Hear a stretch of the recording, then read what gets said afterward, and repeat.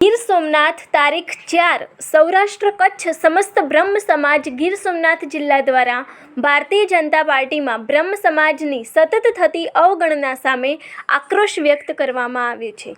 આ બાબતે ગીર સોમનાથ જિલ્લા ભાજપ પ્રમુખ સંજયભાઈ પરમારને એક વિસ્તૃત આવેદનપત્ર સુપરત કરવામાં આવ્યું હતું, જેમાં સમાજની લાગણીઓ અને માંગણીઓને વાચા આપવામાં આવી છે।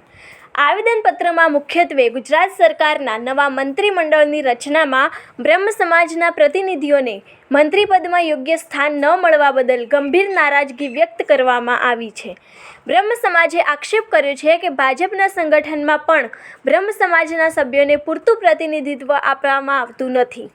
આવેદનપત્રમાં સ્પષ્ટ જણાવાયું છે કે વર્ષ 2022ની વિધાનસભા ચૂંટણીમાં ટિકિટ ફાળવણીથી લઈને અત્યાર સુધી ભાજપ દ્વારા બ્રહ્મ સમાજની સતત અવગણના કરવામાં આવી રહી છે। બ્રહ્મ સમાજે જણાવ્યું છે કે તેઓ પાર્ટી સાથે વફાદાર રહ્યા હોવા છતાં તેમની અવગણના થઈ રહી છે, જેનાથી સમગ્ર બ્રહ્મ સમાજની લાગણીઓ દુભાઈ છે। સૌરાષ્ટ્ર કચ્છ સમસ્ત બ્રહ્મ સમાજ ગીર સોમનાથ જિલ્લાના પ્રમુખ તુષારભાઈ પંડ્યાની અધ્યક્ષતામાં વેરાવળ બ્રહ્મ સમાજના પ્રમુખ સુજલભાઈ પાઠક, કોડીનાર બ્રહ્મ સમાજના પ્રમુખ મુકેશભાઈ મહેતા, તાલાળા બ્રહ્મ સમાજ પ્રમુખ રાજેન્દ્રભાઈ વ્યાસ, સુત્રાપાડા બ્રહ્મ સમાજ પ્રમુખ પરેશભાઈ પંડ્યા સહિત જિલ્લાભરના બ્રહ્મ અગ્રણીઓ અને પ્રતિનિધિઓએ ભાજપ પ્રમુખને રજૂઆત કરી છે કે તેઓ આ ગંભીર મુદ્દાને પક્ષના કેન્દ્રીય નેતૃત્વ, પ્રધાનમંત્રી શ્રી નરેન્દ્રભાઈ મોદી અને ગૃહમંત્રી અમિતભાઈ શાહ તેમજ રાજ્યના નેતૃત્વ મુખ્યમંત્રી ભૂપેન્દ્રભાઈ પટેલ, પ્રદેશ પ્રમુખ જગદીશભાઈ વિશ્વકર્મા સુધી પહોંચાડે। બ્રહ્મ સમાજે માંગ કરી છે કે બ્રહ્મ સમાજની લાગણીઓને ધ્યાનમાં લઈને આગામી સમયમાં સરકાર અને સંગઠનમાં બ્રહ્મ સમાજને યોગ્ય અને સન્માનજનક સ્થાન આપીને આ અન્યાય દૂર કરવામાં આવે। આ આવેદનપત્ર ગીર સોમનાથ જિલ્લા ભાજપ પ્રમુખ સંજયભાઈ પરમારને સુપરત કરવામાં આવ્યું હતું।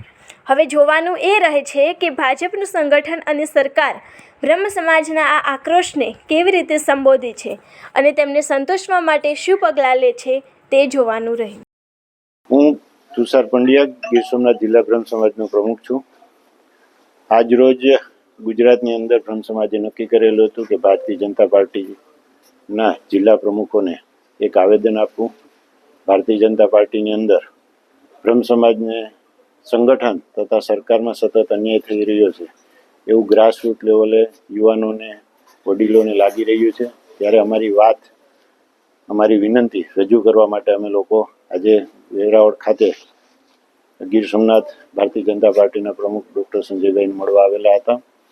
મારી સાથે તાલાળા, સુત્રાપાડા, વેરાવળ, ઉના, કોડીનાર સર્વેના તાલુકા બ્રહ્મ સમાજના પ્રમુખો પણ આવેલા છે।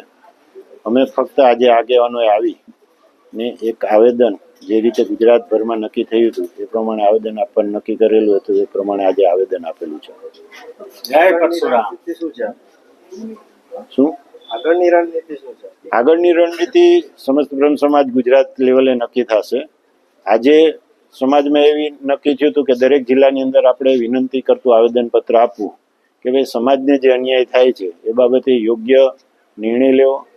સમાજ જ્યારે 95% બ્રહ્મ સમાજ ભાજપ સાથે સંકળાયેલો હોય ત્યારે આ પ્રકારની અન્યાય કે અનીતિ થતી હોય તો એમનું ધ્યાન દોરવું પણ યોગ્ય પ્લેટફોર્મ આજે દેખાણું હતું, એટલે આ રીતે રજૂઆત કરવા આવેલા હતા। આગામી દિવસોમાં તમારો શું કાર્યક્રમ રહેશે? કદાચ જો ભારતીય જનતા પાર્ટી પોતાના અક્કડ નિર્ણયથી રહેશે તો? ભારતીય જનતા પાર્ટી અક્કડ નિર્ણય રાખે એવી કોઈ શક્યતા નથી, કેમ કે એની સાથે બ્રહ્મ સમાજ પાયાના કાર્યકરો છે, સંગઠનમાં જનસંઘ સમયથી જોડાયેલો છે, છતાં પણ એ બાબતે માની લો કે ભારતીય જનતા પાર્ટી આગળની જે પણ પગલાં લેશે, જે રીતનો રિસ્પોન્સ આવશે એ પ્રમાણે ગુજરાતના તમામ બ્રહ્મ સમાજના આગેવાનો બેઠીને નક્કી કરશે એ પ્રમાણેની જે રણનીતિ આવશે એ અમે જિલ્લા કક્ષાએ એની અમલવારી કરશું। એ નક્કી કરવાનો અધિકાર મારો નથી, એ જે બ્રહ્મ સમાજની ગુજરાતની કારોબારી છે એ નક્કી કરીને અમને સંદેશો આપશે।